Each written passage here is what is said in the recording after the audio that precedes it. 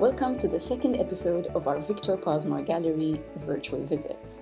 Well, in this series of short episodes, we will explore different angles to the renowned 20th century artist Victor Pasmore, making the gallery as accessible as possible, especially during this time when the gallery is temporarily closed.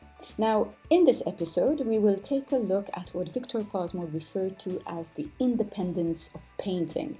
What did he mean by it, and why was it so central to his artistic career and thinking?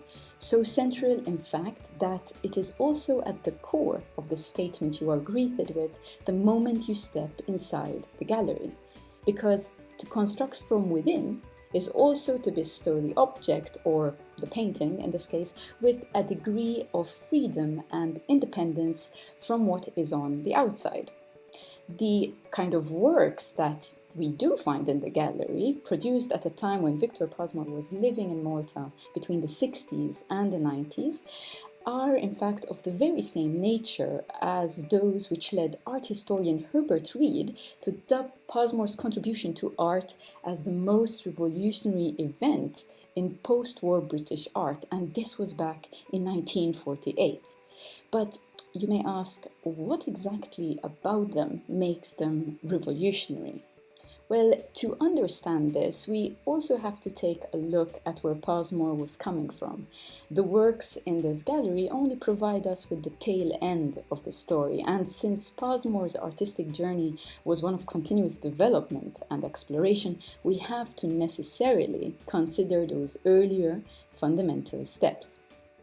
In many ways, actually, there was nothing quite particularly revolutionary about the earlier works of Pasmore. That is, his works up until the Second World War, more or less. But there was always that hint of the revolutionary, that ever forward-looking approach that makes Pasmore's works still valid today. And as from a young age, actually, Pasmore considered Leonardo da Vinci and Turner as the pillars on which to rest an outlook that would stay with him for the rest of his artistic career. And this is, I'm quoting Pasmore now, from Leonardo, he tells us, "I derived a respect for objective understanding, and from Turner, the urge for subjective freedom and the independence of painting." Leonardo and Turner and everything in between, I would say. As an artist with no academic art school training, Pasmore devoted himself nonetheless to a serious study of the greats, but especially of post-impressionist theories, for example, the writings and the works of Cézanne, Van Gogh, Seurat, Paul Klee, Mondrian, and many others. But it was also at this time that his own landscapes and figurative works start to become a bit more tentative and ambiguous, if you will, displaying a greater interest in what constructs the visible rather than what is primarily seen. But then perhaps a momentous moment right after the Second World War in 1946, a Picasso and Matisse exhibition at the V&A in London that ushered a revolution within Pasmore's works. And Pasmore says about this exhibition, "I saw this exhibition not so much as a destruction of naturalist art, as a transformation of it. The message was at last clear. There could be no more turning back," he tells us. Whatever the problems and shortcomings of modern painting, they had to be resolved in terms of both the evolution and the revolution of modern thought. The only question was the next step. And the next step for Pasmore meant a renewed attempt at the complete independence of painting.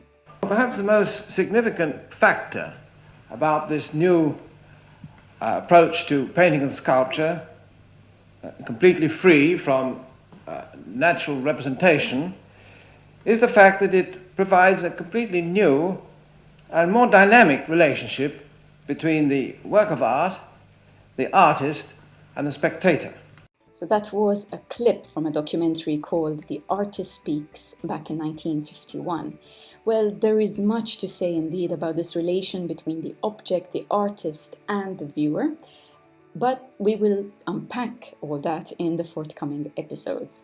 In this episode, I would rather like to mention a work which is found within the gallery and which would seem to contradict all that we have said so far. The work, which I will be focusing on now, is called The Two Faces of the Turning World. Now, for this work is actually the most representational, if you will, the most subject-oriented among the works we do have in the gallery. And understandably so, it is also the work that most visitors seem to spend the most time before. Now, over and over, Pasmore maintained that I consciously avoid being influenced by the visual, I'm quoting Pasmore here, and optical scenery. However much I think it beautiful, I'm not interested in, say, abstract pictures of clouds or of the sea, not one iota. And asked repeatedly about the island's light, color, and nature and its impact on his art, he would still hold on to that distance. And I quote him again from this letter, which I thank the Marquis de Piro for bringing to my attention. And I quote him, "I have never made a print of rubble walls in Malta, unless it is an abstract drawing which gives you that impression." And yet, around this time, we come across several of these stripped-down drawings of his own garden at Dar Jamri in Giulia that evoke perhaps his earlier works, his earlier paintings of gardens. So, what exactly is going on, right? Well, one way of understanding this kind of return to the figurative is if we consider other drawings produced at this time, like, for example, the Massacre of the Innocents, and especially A Crime of Ideas, which is a work based on Picasso's own The Charnel House.